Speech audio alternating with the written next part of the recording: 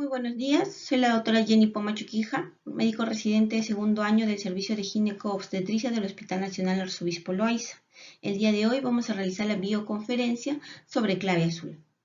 La clave azul es una estrategia que busca enfrentar una emergencia inminente. Es una respuesta rápida de trabajo en equipo que busca enfrentar una crisis hipertensiva y de esta manera disminuir las tasas de morbimortalidad materna. Recordemos que la preeclampsia es la principal causa de morbimortalidad en el Perú. En un estudio realizado en el Instituto Nacional Materno-Perinatal entre el 2006 y 2016, se encontró que hasta en un 63% las causas de morbimortalidad materna se debían a preeclampsia, un valor estadísticamente muy superior en comparación a las tasas de incidencia con respecto a las hemorragias durante la segunda mitad y los cuadros sépticos. Entonces es importante que nosotros definamos lo que es preeclampsia. La preeclampsia es la presencia de picos de presión arterial por encima de 140-90 en 2 tomas con un intervalo de 4 horas y asociado a la presencia de proteinuria. La proteinuria, ¿cómo la diagnosticamos? Con 3 parámetros: el índice proteína-creatinina mayor de 0.3, la presencia de una proteinuria en 24 horas mayor de 300 y lo que generalmente todos tenemos en nuestros puestos, la presencia de tiras de ácido sulfosalicílico. Entonces estas tiras deben ser mayor de 1 cruz para que nosotros hagamos el diagnóstico. ¿Es imprescindible la presencia de proteinuria para hacer el diagnóstico de preeclampsia? No.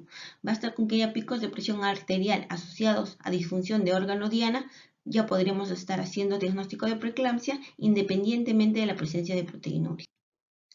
Es importante que definamos algunos otros conceptos de lo que engloba la enfermedad hipertensiva en el embarazo, como es la hipertensión gestacional, que son picos de presión arterial pero sin presencia de proteinuria en toda gestación mayor de 20 semanas. La preeclampsia, como ya lo mencioné, es picos de presión arterial por encima de 140-90 asociado a proteinuria en toda gestante mayor de 20 semanas. La eclampsia es una complicación de la preeclampsia, que generalmente es la presencia de preeclampsia asociado a convulsiones y o coma. Y el síndrome de HELP es otra complicación de la preeclampsia que se caracteriza por hemólisis, elevación de las enzimas hepáticas y la plaquetopenia. En la guía práctica del clave azul de 2014 aún se considera como preeclampsia severa y preeclampsia leve. Actualmente el Colegio Americano de Gineco-Obstetricia la define con criterios de severidad y sin criterios de severidad. Y cuando hablemos de criterios de severidad, cuando cumple cualquiera de estos criterios. Primero, que la presión esté por encima de 160-110. Segundo, que haya alguna complicación como eclampsia o síndrome de HELP.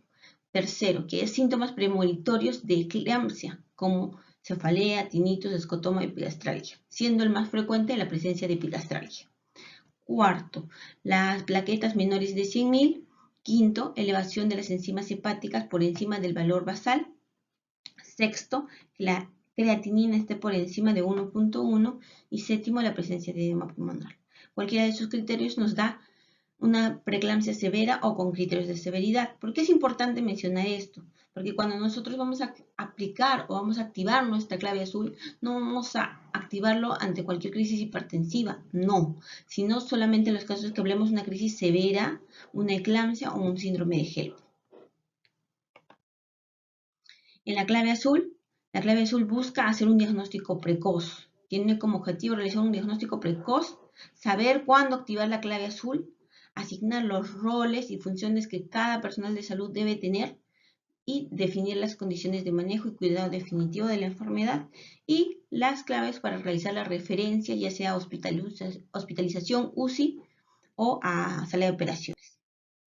Entonces, en la primera parte de lo que es clave azul nos habla sobre la prevención, las actividades de promoción, prevención y detección que nosotros como centros de primer nivel debemos realizar. Entre estas encontramos la primera, que es la exposición al esperma. ¿Qué quiere decir? Se han hecho numerosos estudios en los cuales se ha encontrado que mujeres que han tenido una gestación normal cambian de pareja y en la siguiente gestación pueden desarrollar la enfermedad. entonces se cree que hay una pequeña relación entre la exposición al esperma. Entonces nosotros como centros de primer nivel lo que debemos hacer es promocionar el uso de métodos de barrera a fin de disminuir la exposición al esperma. Segundo, la obesidad y la resistencia a la insulina. Recordemos que estas enfermedades van a predisponer a la presencia de preeclampsia. Una mujer con hipertensión, una mujer diabética, sabemos que son factores de riesgo para desarrollo de preeclampsia. Entonces debemos controlar bien estos factores de riesgo, como es la obesidad y las pacientes que tengan familiares con antecedentes de diabetes, que tengan antecedentes de hipertensión arterial. Fomentemos una vida saludable, una buena nutrición, sobre todo en aquellas pacientes que tengan estos antecedentes. Tercero, control de factores de riesgo para el desarrollo de enfermedad hipertensiva del embarazo. Lo mismo, pacientes que sufran de diabetes, de presión alta, tengámoslas bien controladas, a fin de que si se embarazan, tengan un embarazo exitoso y no se complique con la presencia de preeclampsia. Y la anticoncepción definitiva. La anticoncepción definitiva a todas aquellas mujeres añosas, que tengan antecedentes de preeclampsia, que sean diabéticas, hipertensas, y ya no tengan deseos de fecundidad, démosle las facilidades para optar por un método anticonceptivo definitivo como el bloqueo tubárico bilateral o la vasectomía. La prevención secundaria, donde donde estamos implicados todos nosotros, primero, debemos tener pleno conocimiento de la fisiopatología de la enfermedad a través de estas telecapacitaciones. Capacitémonos. Lo mismo, debemos tener pleno conocimiento de los factores de riesgo de esta enfermedad. Y debemos tener a disponibilidad los métodos de diagnóstico precoz, según nuestro grado de complejidad. Las medidas de intervención y corrección de cambios fisiopatológicos. Vamos a detallar uno por uno estos, principalmente el tercero y cuarto. En cada control prenatal, nosotros debemos hacer un adecuado seguimiento a las pacientes. El personal de obstetricia y el personal médicos que principalmente están implicados en este punto deben realizar un adecuado peso materno. Recordemos que esta enfermedad se caracteriza por la retención de líquidos. Entonces, ¿esto cómo se va a manifestar clínicamente? Con una elevación súbita del peso materno. Segundo método de detección precoz, los marcadores bioquímicos. Si nosotros contamos con laboratorio, es importante que en cada control prenatal le tomemos su perfil, su paquete, su batería de gestante. Sobre todo haciendo hincapié en el perfil renal, perfil hepático, las plaquetas y hacer un seguimiento de esto. El aumento de la presión arterial diastólica. En los controles prenatales debemos tomar una buena presión arterial.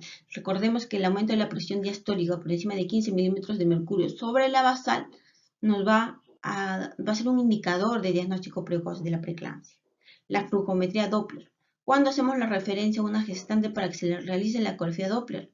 No a todas las mandamos. Vamos a mandar a aquellas pacientes que tengan factores de riesgo, que tengan antecedentes de preeclampsia, que tengan antecedentes de RCIU o que sean hipertensas, diabéticas, entre las semanas 11 y 13 y si no se realizara entre las semanas 20 y 24.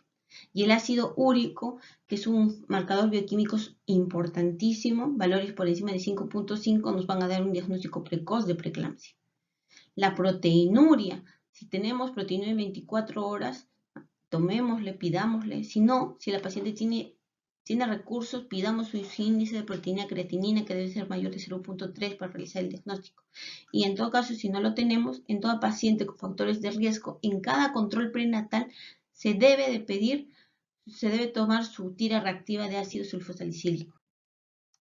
En cuanto a las medidas de intervención y corrección de hábitos, debemos recomendar a toda paciente gestante una dieta normocalórica rica en proteínas de 1 a 2 gramos por día. También se recomienda en aquellos pacientes con factores de riesgo el uso de carbonato de calcio, 2 gramos por día. No ha demostrado beneficio, pero de todas maneras esta guía la recomienda. Y tercero, la aspirina, que es sumamente importante, y ha demostrado reducir las tasas de incidencia de preeclampsia severa, ha demostrado reducir la incidencia de preeclampsia. Entonces, esto debe comenzarse antes de la semana 12. Esta guía recomienda inclusive antes de la semana 16. ¿Y cuándo debemos realizar la hospitalización precoz? Para esto, incluye todos los métodos anteriormente mencionados de realizar un diagnóstico precoz y hacer una referencia precoz. Y si encontramos un caso de preeclampsia severa, hacer un buen diagnóstico y referir. En cuanto a los exámenes auxiliares que debe tener cada paciente en cada control prenatal, recordemos que debe tener un perfil hepático, un perfil renal, un perfil de coagulación completo, a fin de encontrar los criterios para el diagnóstico de preeclampsia severa. En cuanto al manejo, aquí es importante que hagamos hincapié en el llenado adecuado de las gráficas de ganancia de peso y altura uterina. Recordemos que esta enfermedad va a cursar con restricción de crecimiento intrauterino, entonces hagamos un buen seguimiento de la altura uterina. En toda paciente gestante con factores de riesgo debemos tomar su test de sulfosalicílico en cada control prenatal.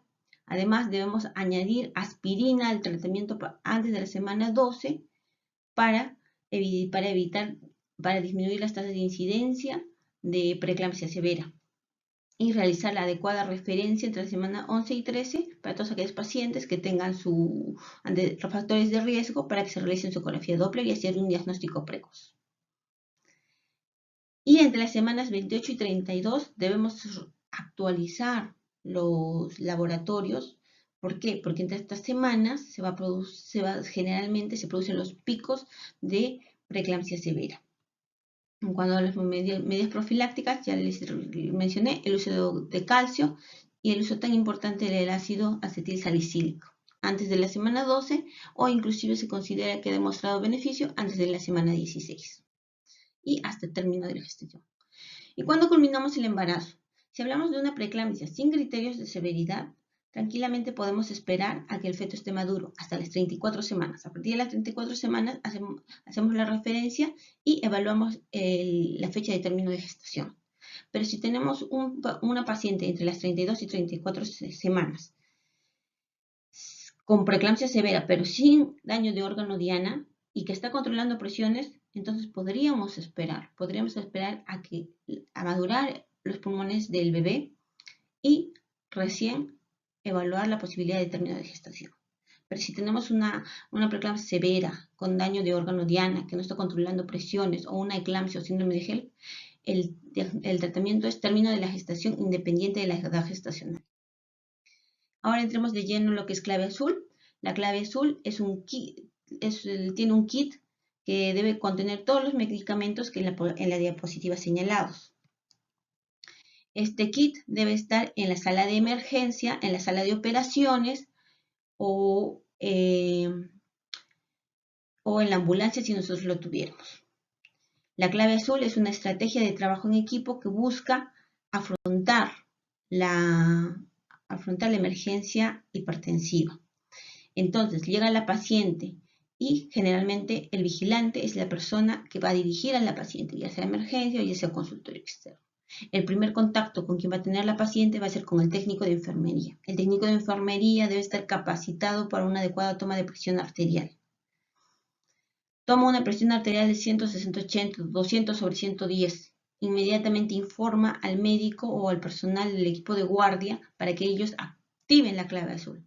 Además de eso, el técnico de enfermería sabe que debe tener al alcance el kit de clave azul. Sabe que debe tener al alcance todo el equipo de resucitación y debe preparar a la paciente para en caso de que la paciente requiera ser referida.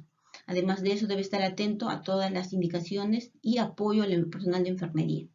El personal de enfermería, cuando se activa la clave azul, inmediatamente asegura la vía aérea, pone 2 vías a la paciente, por una hidrata a la paciente y por la otra activa el protocolo sulfato, que consiste en 4 gramos de dosis de ataque en 20 minutos y dosis de mantenimiento de 2 gramos por hora. Además de eso, pone una sonda Foley para el monitoreo de diuresis, para monitorizar que no hay signos de intoxicación por sulfato de magnesio. Además de esto, va a medir las presiones, va a realizar un monitoreo adecuado y va a estar atento a las órdenes del médico.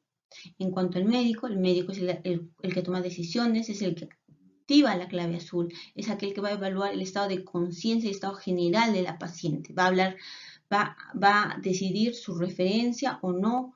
En el caso de que no se encuentre la obstetriz, va a realizar las evaluaciones del bienestar fetal, va a hablar con los familiares y va a coordinar todo con respecto a la referencia. El personal de obstetricia, en caso de que no contáramos con personal de enfermería, El personal de obstetricia asume todas las funciones del personal de enfermería. Además, se encarga del monitoreo materno-fetal. En caso de que se trate de una puérpera, se encarga del manejo postparto. En cuanto al laboratorista, él toma todas las muestras necesarias y nadie le indica que las tome. Él sabe que las debe de tomar. La clave azul se activa del minuto 0 al minuto 20. Más o menos tenemos un minuto para activar la clave azul. Hidratamos, ponemos nuestra vía, activamos nuestro protocolo de sulfato, ponemos antihipertensivos, todo esto en un minuto, y a los 20 minutos reevaluamos si se ha controlado o no se ha controlado la presión, si hay o no hay signos de intoxicación por sulfato de magnesio. Y realizamos todas las coordinaciones para definir si necesita la paciente referencia o no. Al minuto 60 nosotros ya hemos decidido si la paciente ha sido referida para sala de partos, para UCI o para hospitalización. Acá encontramos un flujograma que va a resumir todo lo anteriormente dicho. Lo primero, el concepto de preeclampsia, cómo hacemos nuestro diagnóstico. El laboratorio, buscando criterios de severidad. Vemos si la preeclampsia es severa o no. Si es severa, entonces activamos nuestra clave azul. Vemos el estado general de la madre, si está comprometido, término de gestación. Si no está comprometido, evaluamos el bienestar fetal. Si está comprometido, término de gestación. Si no está comprometido, podemos esperar a las 34 semanas.